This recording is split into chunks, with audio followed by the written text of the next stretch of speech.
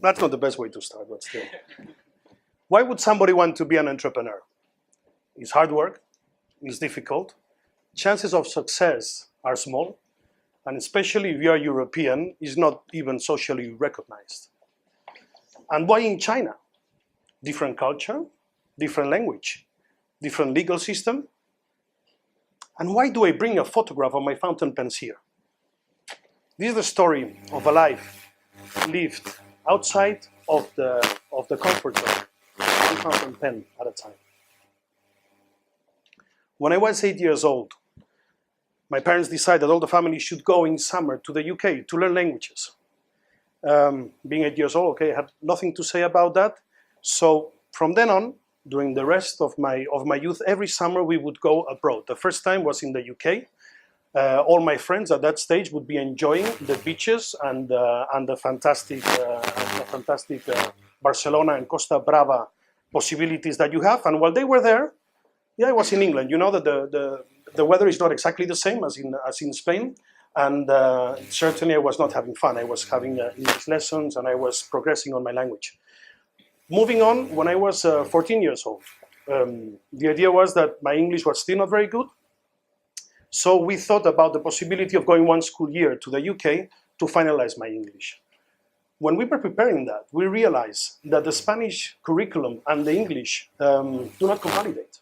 So I had three options: not do it, or lose one school year, or live in summer. That was the decision that we took. So what I did is, on the first summer, before going to the UK, and after I finished my school year, I spent 3 months in Barcelona with teachers doing half of the next school year.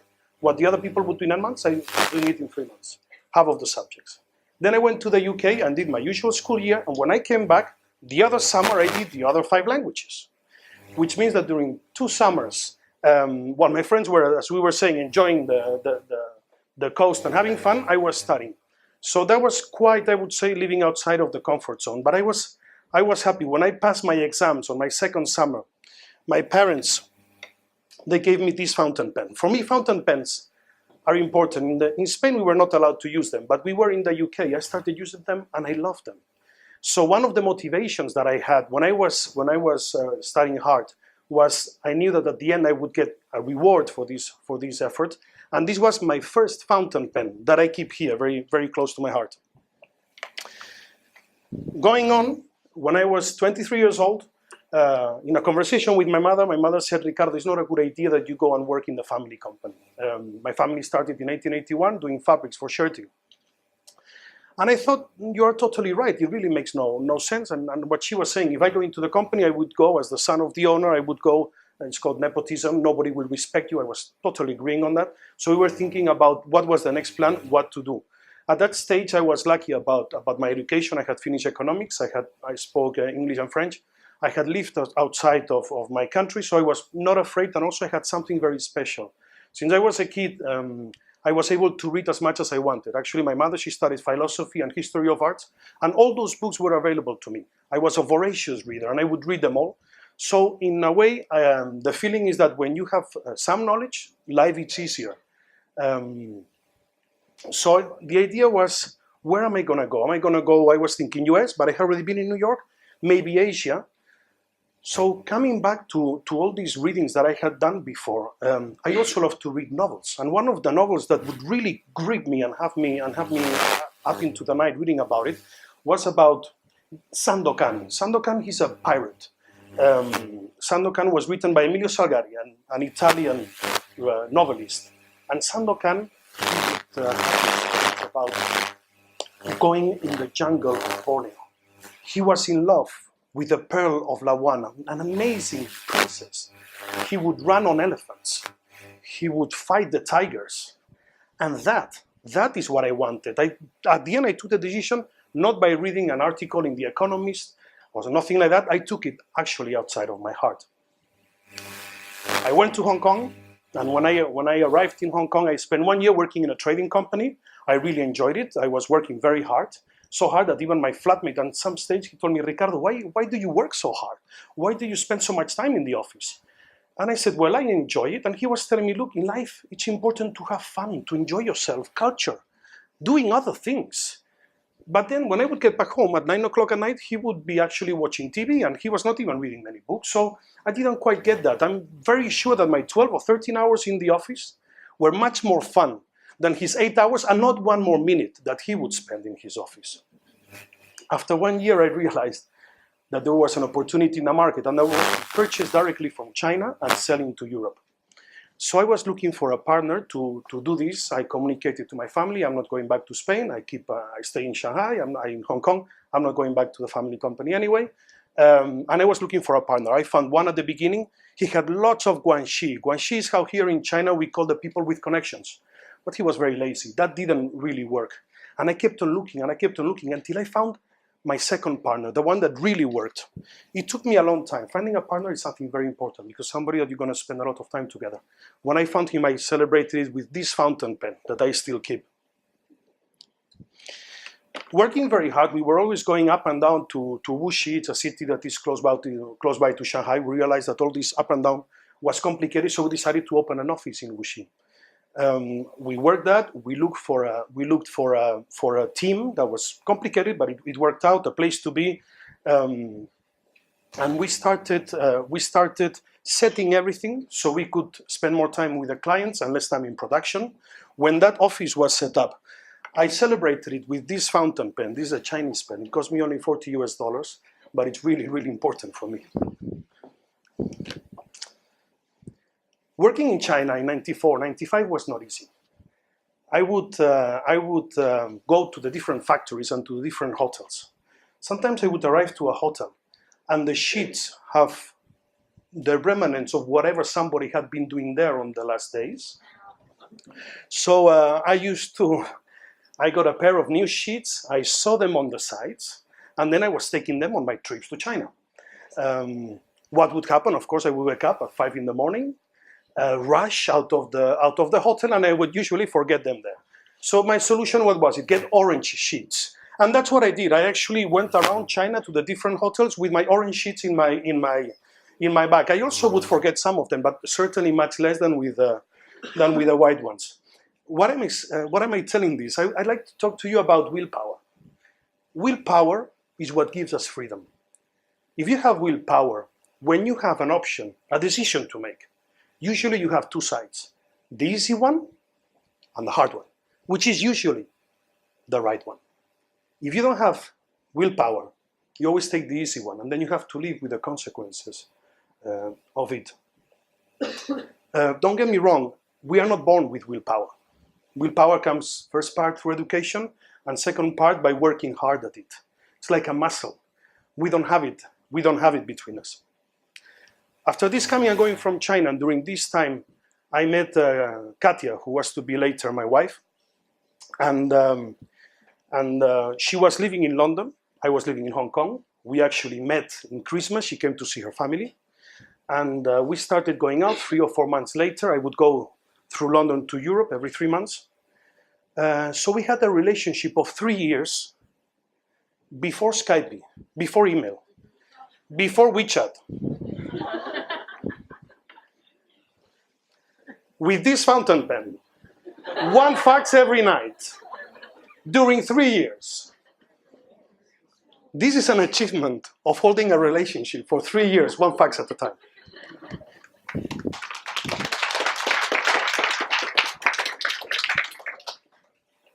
Year 99 came by. So I wanted to go back to Europe. Katia was waiting for me in London. My parents were, when are you going back? And in my business, I realized that I needed to be closer to the clients as the production was already working well. So I decided to go back to Europe. I married and I started doing garments in Barcelona. Living there in Barcelona, living in Spain is a very high quality style of life. You have fantastic beaches in summer and you have amazing places to go to ski in winter. You saw the photo before. So 2 years passed by, and in garments you have sometimes that you're more busy and sometimes that you are less busy. The times that I was less busy, I thought, I have an idea, there's something else that I want to do. So looking at another opportunities in the market, I realized that the computer monitors in Spain were few and were expensive, and usually people would buy them out of traders in Holland. So I saw the opportunity there. I looked for a partner, and then we opened an office in Madrid. So that means that at that stage, I was actually Living in Barcelona, I had an office in Madrid, I had an office in Hong Kong, and an office in Wuxi. So at that time, my wife, she had a husband that every Wednesday we would wake up at 4:50 in the morning, shower, rush out, get to the plane, get to Madrid, and I always made a point to be the first one to be there, even earlier than the people of Madrid. I really think that managing teams is a matter of example. I really think that's how you have to do it. But you would think, also every week I would go to Madrid, but every month I would go to China. So I had a wife that I was out 2 days a week at least, and 10 days a month. And that takes me to one way of thinking, which is all of this that I'm doing as an entrepreneur, is it worth it if I lose my family? Obviously it's not. For me it's not. So I try to have these little tricks that help me manage my family life. Little tricks, maybe some of them can be useful to you. We make an effort to have breakfast all together in the morning, half an hour. We wake up early in order to do that. I make a point of always calling my wife wherever I am, and if time-wise it makes sense. I have no TV in the bedroom, and it's not because of what you're thinking, or maybe yes, but also this is the time that we have every day to talk about problems, about plans, the education of our children, and reading. So this is a very, very cherished part of our day, and this is the way that I manage it. I'm sure other people manage it much better. While I was doing these monitors, I saw another hole in the market, another opportunity, and that was putting the screens that we had in enclosed areas. And if you put them in enclosed areas, you have actually the connection between the brand and the people that you want to communicate. So I started this business. We put it in gyms, we put it in department stores, we put it in different places, but I was too early. Usually the way that advertising is bought by the brands is through companies that they are purchasing companies. Those companies did not know how to charge the brand, so they were not interested. So that did not work out, and that's why I don't have a fountain pen now in my hand. During that time, every year we would go with my wife to see her family in Hong Kong, and all of our friends there. So every time I went, they would explain to me what they were doing. The friend that started in banking when I met him, now he was taking companies to the stock exchange. Another friend that he had started a consulting company, now he had offices in 4 countries. Another friend that started purchasing watches from Chinese suppliers, now he has his own 2 factories.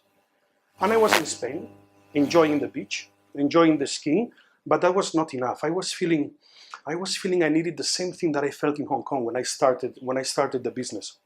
So one weekend we were in Cadaqués, in that place that you've seen, coming down to Barcelona, and I was in the car 11 o'clock at night on a Sunday, and I was telling my wife, do you know we still have around 2,000 weekends to go until we're old? She says, yeah. So do you think we will remember weekend 896 that we were in the beach again? So she said, well, probably not. What are you trying to get at? So I said, well, I think it's time we need to move. We need to do things. And what do you think of going back to China? My wife speaks Mandarin and Cantonese. She's also the daughter of an entrepreneur. So that was quite an easy decision. In 3 months, we had sold our house in Barcelona. We had moved to Shanghai. And there I was now in Shanghai doing garments again. Always looking at the opportunities. When I was in Shanghai and looking around, there was something that I always saw, an opportunity in the market, and that opportunity was luxury and internet. I realized that people were purchasing things on the internet. I realized that if you look around in China for luxury, you only have basically 20 or 30 brands. And I realized there was a huge problem in trust. So I saw an opportunity of a business there, but what do you need to do to carry an opportunity to a business? In my case, I needed 2 things. I needed a partner, and I needed money. For the partner, I spoke with Carmen Busquets. She's the girl that started a website quite known called Net-a-Porter, together with another French girl, and she has investment in more than 15 companies in internet and in luxury. It took me 2 years to convince her. She was really worried about coming to China. She had heard the stories about you can buy Prada shoes at $29 US. You can buy Louis Vuitton coats at $122 if you look well. Even somebody set up an Apple store that not even the employees knew that it was false. When you live in those conditions, I could understand that she was worried. It took me 2 years to convince her. 2 years is what this fountain pen cost me to get. For money. When I was in the year 2010, a friend of mine told me, some friends of mine are coming to Shanghai, would you mind showing them around? It was the expo time. So I did. I got them some VIP tickets for the expo. We went for dinner, we went for lunch. Fantastic people. They left. 2 years passed by. And when I was looking for money, I was thinking, I remember that these people, they would comment how amazing the luxury world was in China and how much people wanted to go to the internet. So when I explained to them, look, the idea is to bring luxury brands, not niche, to China, making an effort in trust. I've been in China 20 years, I speak the language, and I have this partner, which is Carmen Busquets. How long do you think it took me to convince them? Not too much. They had seen it themselves. The process of convincing was long. It took me 3 months. 3 months that I was in Spain, because investors are in Spain. 3 months that I did not see my wife. 3 months that I did not hug my son. 3 months that during that time it was my son's birthday and I had to see it through a computer that my wife set up in the corner of the room where 20 kids were smashing everything. When those 3 months passed and when I got the money into the account, I did 2 things. I bought this fountain pen and I bought a ticket back to Shanghai to see my wife and my son. Now I'm looking at another fountain pen. My next fountain pen is a project that we are doing with these people. At the end of this month, we are launching this new website about trust and about luxury and about niche brands. And I'm researching it on the internet because there's so little possibilities here. But I hope to get it soon, and I'm convinced that very soon I'll have this new fountain pen. There is this phrase that I like, which is, life is not about how many breaths you take. Life is about how many moments you live that take your breath away. And on that note, I would like to encourage you to go out and earn your fountain pens. Thank you.